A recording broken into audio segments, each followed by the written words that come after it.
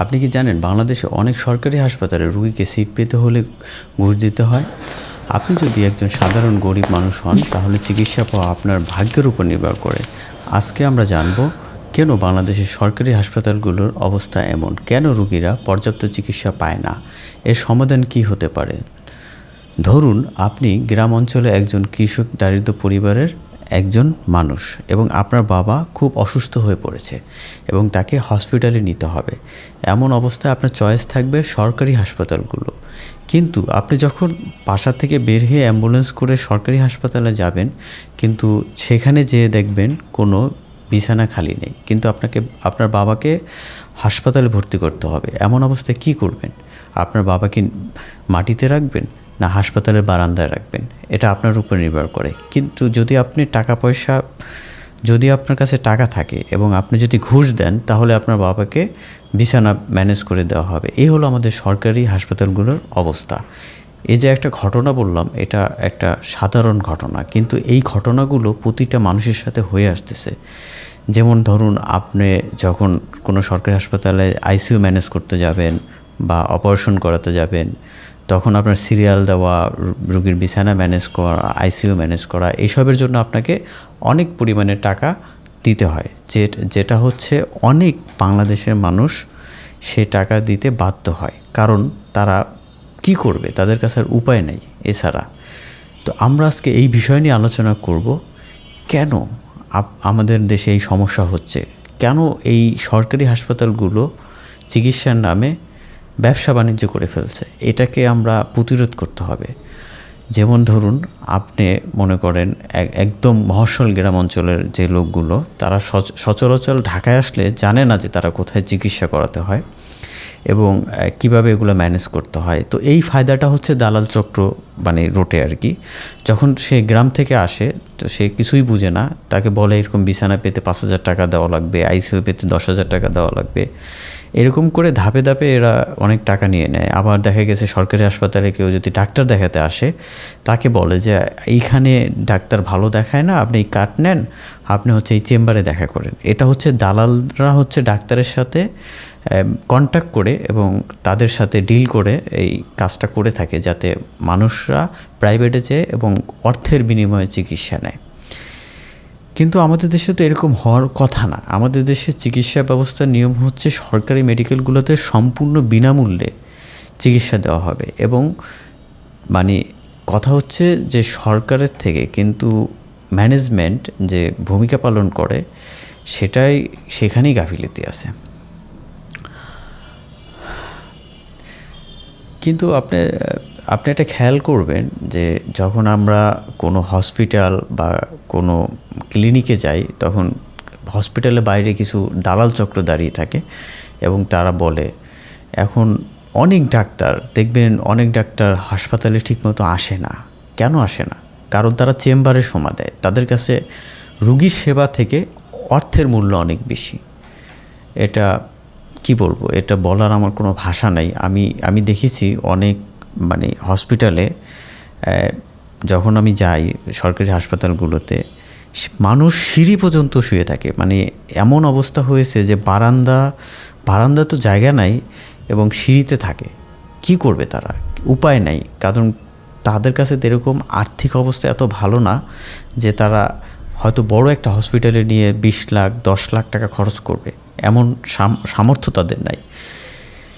এমন অবস্থায় কি করবে তারা? ওই সিঁড়িতে শুয়ে থাকে, কেউ লিফটের পাশে শুয়ে থাকে। কিন্তু সরকারি হাসপাতালগুলোও বা কী করবে? যেমন প্রতিদিন করে একটি বড় সরকারি হাসপাতালে 5,000 রুগী আসে, কিন্তু মাত্র বিছানা আছে 26টি। ডেইলি স্টার বা প্রথম আলো একটি রিপোর্টে বলেছে।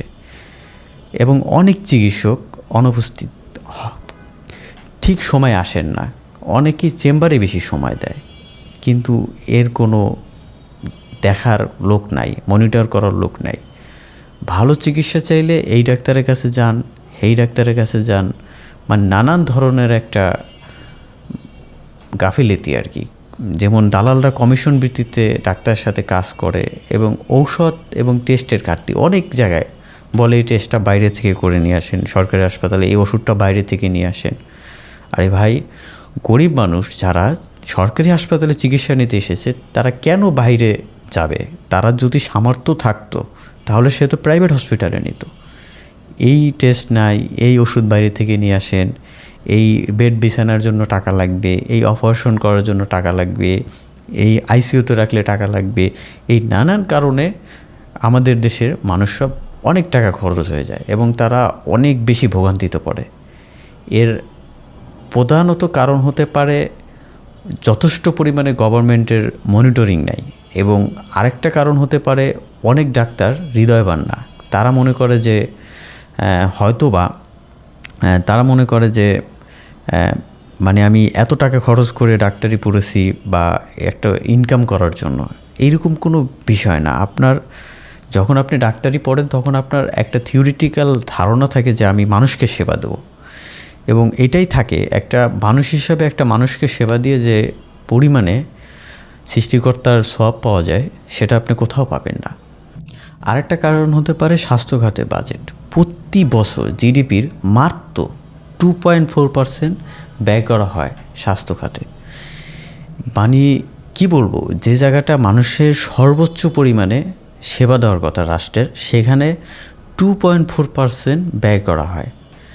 দুর্নীতির অনেক সময় দেখবেন অনেক হাসপাতালে যন্ত্রপাতি কেনার সময় দুর্নীতি করা হয়, আবার অনেক সময় অনেক হাসপাতালে অনেক এমআরআই মেশিন বা বড় বড় যন্ত্রপাতি অকার্য হয়ে আছে, কারণ এখানে মনিটরিং করার কেউ নাই, যন্ত্রপাতি নষ্ট হয়ে গেছে, মেরামত করার কেউ নাই। কারণ হচ্ছে আমাদের দেশে জবাবদাহিতা করার মতো কোনো লোক নাই, কারণ যে যা পারে সেরকমই করে। এটাই হলো একটা কারণ আপনি মনে রাখবেন, অনেকেরই যারা নিজের সময় শ্রম দিয়ে গরিব রোগীদের সেবা দেন এমন অনেক ডাক্তার আছেন। আমি বেশ কিছু উদাহরণ দিতে পারি। যেমন কলকাতার একজন ডাক্তার মাত্র 5 টাকায় চিকিৎসা দেয়। সেটা দেখে আমি অবাক হয়ে গেছি যে একটা ফার্মেসি বা একটা রাস্তার দোকানের সামনে বসে সে রুগী দেখতেছে এবং প্রেসক্রিপশন করতেছে, বড় চেম্বার নাই, তার কোনো নাই, তার মানে সে 5 টাকা দিয়ে রুগীকে সেবা দেয়, কোনো ভিড় নাই। মানে কি বলবো, মানে একটা ডাক্তার যখন মানবিকভাবে মানুষকে সেবা দেয় তখন ভালোই লাগে, কারণ এটাই তো হচ্ছে মানুষের সেবা দেওয়ার একটা কাজ। আমি আরেকটা ঘটনা বলতে পারি আপনাদের। যেমন টাঙ্গাইল জেলায় মধুপুর উপজেলায় কালিয়াপুর গ্রামবাসীর কাছে একই নামে পরিচিত ছিলেন নিউজিল্যান্ডের অধিবাসী ডাক্তার এন্ডিট বেকার। টানা 32 বছর তিনি এই এলাকায় দারিদ্র রোগীদের সেবা দিয়ে গেছেন। আপনারা অবশ্যই ইত্যাদিতে এই ভিডিওর রিপোর্টটা দেখেছেন। আমিও অনেক খবর নিউজ ঘাটিয়ে দেখলাম যে উনি টানা 32 বছর বিদেশ থেকে এসে আমাদের দেশের রুগীদের সেবা দিয়ে যাচ্ছেন এবং বিনা পারিশ্রমে। কিন্তু আসল কথা হলো 2015 সালে উনি পাড়ি জমান না ফেরার দেশে। গরিব অসহায় প্রিয় ডাক্তার ভাইয়ের বিদায়ে হাসপাতালটির কার্যক্রমে বড় প্রভাব ফেলে। প্রয়োজন ছিল ডাক্তার ভাইয়ের মতো একজন পরিচালকের, কিন্তু কোনো চিকিৎসক সেখানে হাল ধরেননি। এবং আমাদের দেশের ডাক্তারদের যা অবস্থা, এখানে বিদেশি ডাক্তাররা এসে যেখানে আমাদের সেবা দেয়, আমাদের দেশের কোনো ডাক্তার, উনি মারা যাওয়ার পর কোনো ডাক্তার সেখানে যে কোনো সেবা দেয়নি এবং ফ্রি চিকিৎসা দেওয়ায়নি। এবং আমি বলবো এটা একটি হৃদয়কে ভেঙে যায়। কি বলবো, খুবই কষ্ট লাগে যে শুনলে। কিন্তু সে জায়গাটায় একজন বিদেশি ডাক্তার আবার এসে চিকিৎসা সেবা দেওয়া শুরু করছে। ডক্টর জাকির হোসেন, যিনি রাস্তার পাশে মাত্র 5 টাকায় চিকিৎসা সেবা দেন, আপনি কি বলবেন তাকে? মানবিক হৃদয়ের মানুষ নাকি ভালো মানুষ? তারা হচ্ছে ডাক্তারি পড়েছে এবং উপরে সৃষ্টিকর্তার কাছে জবাব দিতে পারবে যে আমি কিছু রোগকে ভালো করে আসছি। কি বলবো, বলার আমার আর কোনো ভাষা নেই। আমি কয়দিন ধরে এই বিষয় নিয়ে খুব রিসার্চ করতেছি এবং দেখলাম একটা ভিডিও ফুটেজ দেখলাম, মেবি ওটা RTVর। সেখানে একজন ডক্টর দেখাতে আসছে বড় একটি ঢাকার সরকারি হাসপাতাল, আমি নাম বলবো না। সেখানে বলতেছে যে কার্ড দিয়ে বলতেছে যে আপনি চেম্বারে যান, চেম্বারে গেলে ভালো একটা সেবা পাবেন এবং ভালো একটা ডাক্তার দেখাতে পারবেন। তো ওই লোক তো বুঝে নাই, সে চেম্বারে চলে গেল। আমি আরেকটা ঘটনা বলতে পারি। ঢাকা একটা বড় হসপিটালে একটা লোকের খুব বাইক অ্যাক্সিডেন্ট হয়েছে এবং তাকে অপারেশন করার নিয়ম হলো অপারেশন করার পর 2-3 দিন আইসিইউতে রাখার কথা, কিন্তু তাকে আইসিইউতে তো দূরের কথা, তাকে একটা বিছানা পর্যন্ত দেওয়া হয়নি। এটা খুবই একটা অমানবিক ঘটনা। আমি সেখানে গেছিলাম, যে দেখি সে মাটিতে পড়ে শুয়ে আছে, মানে একটা করুণাময় অবস্থা। একটা রুগী যখন একটা অপারেশন হয়, ব্রেইনে যখন একটা অপারেশন হয়, তাকে অবশ্যই 3 দিন আইসিইউতে রাখার নিয়ম, কিন্তু অবশেষে সে দিশা না পেয়ে 10 থেকে 15,000 টাকা খরচ করে একটা আইসিইউ ম্যানেজ করে। এই যে ঘটনাগুলো বললাম, এগুলো আমাদের বাস্তবিক অর্থে সত্যি ঘটনা, আমি এগুলোর সাথে রিলেট করছি। কিন্তু আমাদের দেশের মানুষের এটা হওয়ার কথা না, কারণ এই চিকিৎসা কাজটা হচ্ছে একটি স্বাধীন রাষ্ট্রের সার্বভৌমত্ব, যে রাষ্ট্র স্বাধীন, এই চিকিৎসা খাতের ব্যবস্থা হচ্ছে যে স্বাধীন রাষ্ট্রের মানুষের গ্রহণযোগ্য, এবং কেন তারা পাবে না, বঞ্চিত কেন হবে? এখানে দালাল চক্র এবং নানান ধরনের লোক এসে বাসা বাঁধে, এবং নানান ধরনের মানুষ এখানে লিপ্ত হয়, এবং তারা টাকা ইনকাম করা ফায়দা লোটে। আমি আরেকটা উদাহরণ দিতে পারি, যেমন আমাদের সরকারি হাসপাতালগুলোতে দেখবেন অনেক চতুর্থ শ্রেণীর কর্মচারী আছে, ওরা হয়তো বলে যে আজকে বেড ম্যানেজ করে দেবো, আমাকে 500 টাকা দেন, 200 টাকা দেন। এটা একটা মানে কি বলবো, মানে টাকা হলে সব হবে, টাকা না হলে কিছুই হবে না, এটা হয়ে গেছে আমাদের দেশের একটা কালচার। কিন্তু এর সমাধান অবশ্যই আছে, সমস্যা যেহেতু আছে সমাধান অবশ্যই আছে। দুর্নীতির বিরুদ্ধে ব্যবস্থা নিতে হবে, আপনার মনিটরিং থাকতে হবে, এবং অনলাইনের মাধ্যমে প্রতিটা ডাক্তারের উপস্থিতি অ্যাটেন্ডেন্স নিতে হবে, যে ডাক্তার আসলো কি না ফিঙ্গারপ্রিন্টের মাধ্যমে, সেটা একটা স্বাস্থ্য মন্ত্রণালয় মনিটর করবে যে এই ডাক্তারটা এত সময় ঢুকছে, এত সময় বেরোইছে। আর হচ্ছে প্রতিটা হাসপাতালে বেড বাড়াতে হবে, যেমন ধরুন আপনি বড় কোনো হাসপাতালে বেড আছে 2600, সেখানে আপনি বেড করতে পারেন 10,000, এবং যখন আপনি প্রত্যেকটা জেলাতে প্রত্যেকটা হাসপাতাল উন্নয়ন করবেন এবং বেড বাড়াবেন, আবার শহরও যেরকম উন্নয়ন করবেন, বেড বাড়াবেন, আইসিইউ বাড়াবেন, তখন দেখবেন যে ভিড়টা কমে গেছে। মানুষ যখন তার জেলাতে পর্যাপ্ত পরিমাণে সেবা পাবে, তখন সে ঢাকায় আসবে না। আর ঢাকার যে মানুষগুলো আছে তাদের জন্য পর্যাপ্ত পরিমাণে বেড থাকবে, পর্যাপ্ত পরিমাণে আপনার হচ্ছে আইসিইউ থাকবে, তখন তার কোনো সমস্যা হবে না। আর সবচেয়ে বড় কথা হলো যে অনলাইন সিস্টেমটা করলে হয় কি, দেখা গেছে জিনিসটা আপনার একটা মনিটরিং ভিতরে আসবে। যেমন আপনি ধরেন কোনো সময় দেখবেন যে কতটা বেড খালি আছে, কতটা আছে, একজন সাধারণ মানুষ সে দেখতে পারবে। আর আরেকটা কথা হচ্ছে পুরো অভিযোগ বক্স থাকতে হবে। যেমন ধরুন আপনি গ্রাম থেকে একটা লোক আসলো, তার কাছে ঘুষ চাইলো যে আপনি একটা বিছানা ম্যানেজ করে তো ঘুষ দেন। সে যদি একটা অভিযোগ বক্স থাকে, হেল্পলাইন থাকে, এবং সে যদি সাথে সাথে ওই অভিযোগটা করে, এবং ওই ব্যক্তি যদি এই ঘটনাটা মানে শুনে সাথে সাথে অ্যাকশন নেয়, মানে ধরেন আপনার স্বাস্থ্য মন্ত্রণালয়ে একটা হেল্পলাইন থাকলো, সেখানে আপনি অভিযোগ করলেন যে আমাদের হচ্ছে সরকারি হাসপাতালগুলোতে এখন দুর্নীতি হচ্ছে এবং আমাকে বিছানা পাওয়ার জন্য বা আইসিইউ ম্যানেজ করার জন্য এত টাকা চেয়েছে। তখন আপনি কি করতে পারেন? তখন আপনি হয়তোবা তাকে হেল্পলাইনে ফোন করবেন, কিন্তু হেল্পলাইনে যখন ফোন করবে, হেল্পলাইন থেকে একটি এভিডেন্স সিসি ক্যামেরা ফুটেজ দেখবে এবং তাদের রেকর্ড দেখবে, তারপর তার বিরুদ্ধে অ্যাকশন নেবে, তার চাকরি চলে যাবে।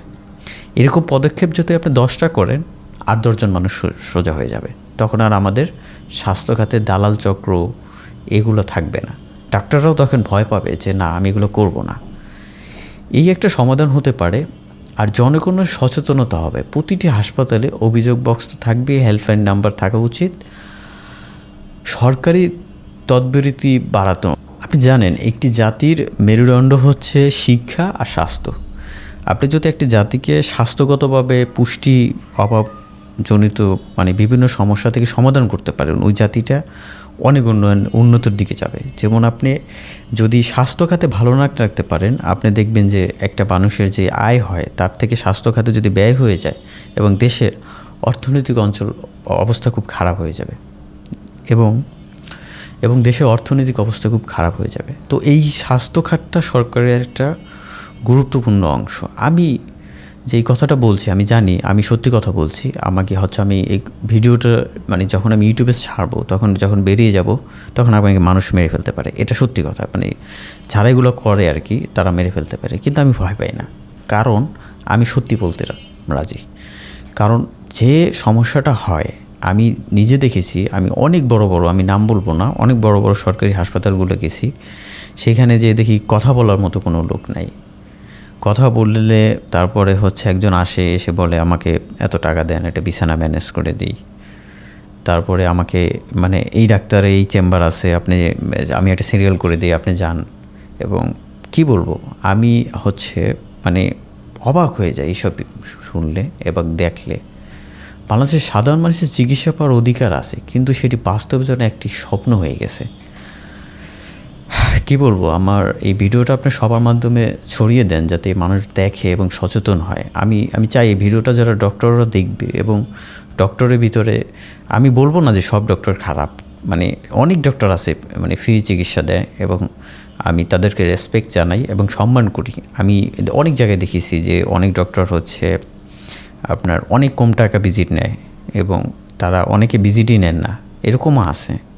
কিন্তু ভালো খারাপ দুইটাই আছে। আমি বলবো যে আমাদের স্বাস্থ্য খাতে সরকারি হাসপাতালগুলো উন্নয়ন দরকার, আর ডক্টরদের মানবিক দিকটা তুলে ধরা দরকার, যাতে কোনো ডক্টর হয়তো বা অর্থের বিনিময়ে যাতে কোনো মানুষ সেবা থেকে বঞ্চিত না হয়। এটা আমার সবচেয়ে বড় কথা। কারণ আপনি চিন্তা করবেন যে মফস্বল থেকে, মানে ধরুন একজন চর অঞ্চল থেকে যেন একটা মানুষ আসে ঢাকার শহরে, যখন তার পরিবারে কেউ অসুস্থ হয়, যেমন বাবা মা ভাই বোন অসুস্থ হয় এবং তার ভিতরে অনেক কষ্ট জমে যায়, তার অবস্থা যদি এইরকম মানে সরকারি হাসপাতালে অবস্থা হয়, ডাক্তারের অবস্থা হয়, তাহলে ব্যাপারটা বুঝতে পারেন যে কী ধরনের সমস্যা হয় তাদের ভিতরে। আমার চ্যানেলটি যদি ভালো লেগে থাকে আমার চ্যানেলটি সাবস্ক্রাইব করুন, আর এরকম প্রতিদিন নিয়মিত ভিডিও পেতে আমাদের সাথেই থাকুন।